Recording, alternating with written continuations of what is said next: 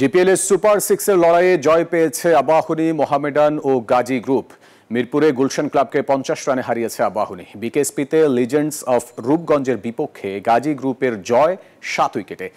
অপর ম্যাচে অগ্রণী ব্যাংককে একই ব্যবধানে হারিয়েছে মোহামেডান। মিরপুরে টস হেরে ব্যাট করতে নেমে সবকটি উইকেট হারিয়ে 278 রান সংগ্রহ করে আকাশী নীলরা।